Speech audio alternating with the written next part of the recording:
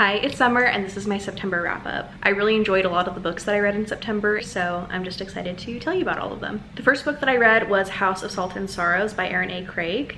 I read this for my in-person book club. It's a dark kind of like fantasy horror. It's also a retelling of, I think, 12 Dancing Princesses, which I've never read or seen or anything before, but I'm pretty sure that there's a Barbie movie of it. There were a few like Goodreads reviews for this one that said the Barbie movie walked so this book could run, and I think that's so funny. This book feels very cold and dreary. It has a lot to do with like the ocean and water. This family and the people that live on this island, I think it's an island or like a string of islands, they believe in like the water gods. It felt a lot like Pike from Game of Thrones, like the Greyjoy family. Like that was definitely what I was imagining for like the setting of this book and stuff. It follows this family with I think 12 daughters, 4 of which have recently died under really tragic circumstances. The book literally starts out at one of their funerals. The main character that we're following is one of the sisters. I think she's like the second oldest or something, and she thinks that one or more of her sisters were actually murdered. So she's trying to get to the bottom of it and like investigate. There's also a little bit of like a romance and like a bunch of like magical realism stuff. I really enjoyed reading about the sister dynamic and seeing kind of like a magical adventure that they all get to go on. I also really want my own pair of fairy shoes after reading this book. I gave this one a 4/4.5 out of 5 stars. I said I loved the first half / 2/3 of this book. I absolutely loved the atmosphere, writing style, and world building in this one. The descriptions made the story so tangible and I felt like I was there with the Thomas sisters. This book was also very creepy, which I wasn't expecting going in, and I loved that too. It would have been an automatic 5 stars if it weren't for the direction it ended up going towards the end. I still had the best time reading though, and I'm definitely continuing in the series. So yeah, I really loved it, but the last third of the book just really was not my favorite. One of the tropes that happened is one of my absolute least favorite ones, and it kind of ruined some stuff for me a little bit. This book also felt like it was just trying to do a little bit too much. Even saying that though, I still really loved it. If you like fantasy, you definitely need to give this one a try. After that, I read Cackle by Rachel Harrison. I also gave this one a 4/4.5. It's about a woman who's kind of at rock bottom and she's starting over in this small town. As she's kind of exploring the town and getting to know people, she ends up meeting this one woman that is kind of like mysterious, but also really nice and welcoming. All of the other people in this town kind of act differently towards this woman, and she may or may not be a witch. For this one, I said this was such a fun, quirky read. It was equal parts heartwarming and creepy. I loved the writing, magic, and female friendship. I also want a pet spider now, which I never thought I would say. I really, really liked it, and I can't wait to read more from this author. I didn't really know that cozy horror could be a thing until reading this book, and I need more. This one kind of keeps you on your toes because of this friend relationship. You never really know where it's going. This main character considers this mysterious woman to be like a close friend, and she really likes her and admires her, but also at times she's like scared of her. It's just a really interesting dynamic. I really, really liked this one, and I'm really excited to read more from Rachel Harrison. After that, I read A Twisted Love Story by Samantha Downing. I read this one for the Sleep When I'm Dead readathon that was hosted by my friend Jessie. This one was one of her past book club picks from a couple months ago that I wasn't able to get to, so I finally like made time for it during the readathon. I really loved My Lovely Wife by Samantha Downing, so I was really looking forward to reading this one. And just like the title says, it really is just a twisted love story between this husband and wife. I gave this one 3.5 stars. I said this was entertaining and easy to listen to in the background while doing other things. I thought it was funny and interesting to see the toxic interactions between the characters. Not a new favorite, but also not a bad book. Also, I really can't remember very many details about this one, so I can't even really give you a better synopsis of the book. But if you just want something like easy to read and like messy and chaotic, you should give this one a try. After that, I read Garden Spells by Sarah Addison Allen. I also read this one for the Sleep When I'm Dead readathon. In a garden surrounded by a tall fence, tucked away behind a small house in the smallest of towns, is an apple tree rumored to bear a very special sort of fruit. In this luminous debut novel, Sarah Addison Allen tells the story of that enchanted tree and the extraordinary people who tend it. The people who tend it is a family of witches. This has major practical magic vibes, like such practical magic vibes.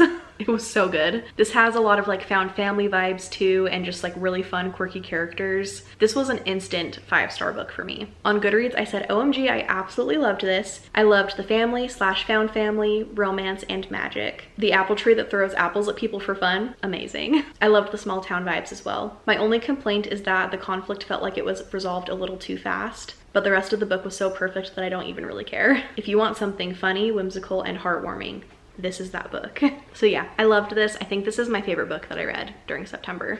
After that, I read a nonfiction book that's also a new release. I almost never read nonfiction, so this was definitely kind of stepping out of my comfort zone a little bit. This one is called Glossy Ambition, Beauty, and the Inside Story of Emily Weiss's Glossier, and it's by Marissa Meltzer. I'm a huge fan of Glossier. I've loved them for years. I've used a ton of their products.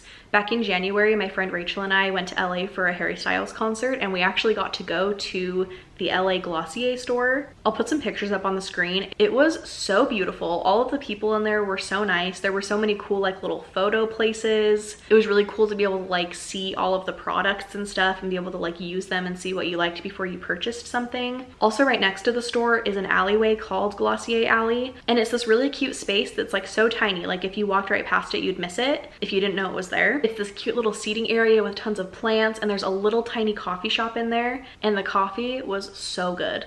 I actually was able to meet up with a book friend here too because we were both in town to go to the Harry Styles concert. So this is a picture of me and Kimmy. It was so fun just to like have coffee and like talk with her and her fiance and stuff. So anyway, I have a lot of like really fond memories of like Glossier, both the store and also just like using their products and stuff. I'm actually wearing some of their product on my face right now. Anyway, all of that to say, I'm a fan. So I was really excited to like read a book about the business, about the founder, how they started, how they got to where they are, and all of that is included in the book. There's also a lot of other commentary about the beauty industry, and they definitely weren't afraid to talk about the ups and downs of the business. This definitely wasn't a biased look at the company, which was nice. One of the things that I didn't really like about the book was the writing style. On Goodreads, I said I didn't love the writing and I wish that it wouldn't have been so directly told from the author's POV. It was written like a really long online article, which makes sense with Marissa Meltzer's background as a journalist, but it just didn't fit right for a novel in my opinion. The author would like mention herself, kind of give her opinions on things, and I didn't really want that. Like, not to be rude, but like I don't really care about the author, I'm here for the company, so I don't really care to hear about her. I just wanted her to get all of the information and put it in a book for me so that I could read and not have to go out and like look for all the information myself. So that's how I felt. It was a really cool audiobook to listen to, and it was something easy to have going on in the background while I was doing other things. And as a fan of the brand, it was just really cool to like hear all of the background information on it.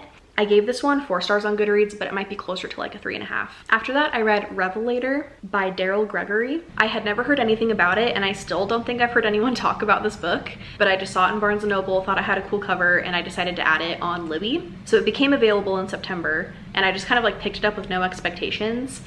And I think it's a 5-star. Like, I really, really liked it. This has multiple timelines. It's set in the South. It's also historical fiction, but even if you're not a fan of historical fiction, this one will probably still work for you. For this one, I said, this was such a weird, creepy book, and I loved it. It needs to be an A24 horror movie ASAP. Multiple timelines, set in the South, and a god named Ghost Daddy living in the mountain. Say less. I know not everyone will like this, but if you like weird horror, you need to give this one a try. Like I said in my review, this book had major A24 movie vibes. The way that it was playing out in my mind was an A24 movie. It was just such a uniquely weird, creepy horror book with really good twists. And I think if you're a fan of the genre, you absolutely have to try this one.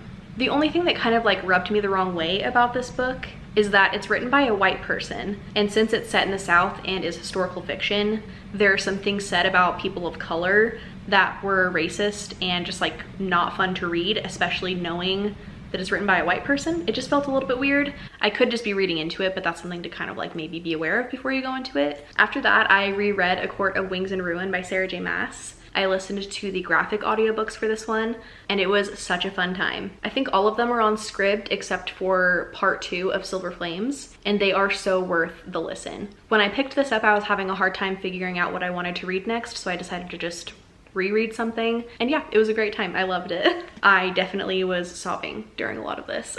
After that, I read The Only Purple House in Town by Anne Aguirre. I gave this one 3 stars. This one is modern day, but it's set in like a world where all of the magical creatures, like vampires, witches, all of that kind of stuff, have recently allowed people to know about them. So people know that magic and these magical creatures exist. The main character is a vampire, but doesn't have any of the traditional vampire powers. Her and her family are emotional vampires, so instead of drinking blood, they feed off of people's emotions, but for some reason she doesn't experience any of that. So since she doesn't have magic, her family is kind of like weird towards her and they don't have a great relationship. Recently, the main character has kind of hit rock bottom and she needs a new place to live, and she suddenly inherits, I think, a great aunt's mansion, and it's this really cute like purple house. She's kind of a starving artist. She's trying to get her jewelry business up and going. And so to help make some money while she's trying to pursue her jewelry store and stuff, she decides to rent out some of the rooms in the house. So you're just kind of following her and all the people that live in this house with her. For this one, I said this was unique and cute.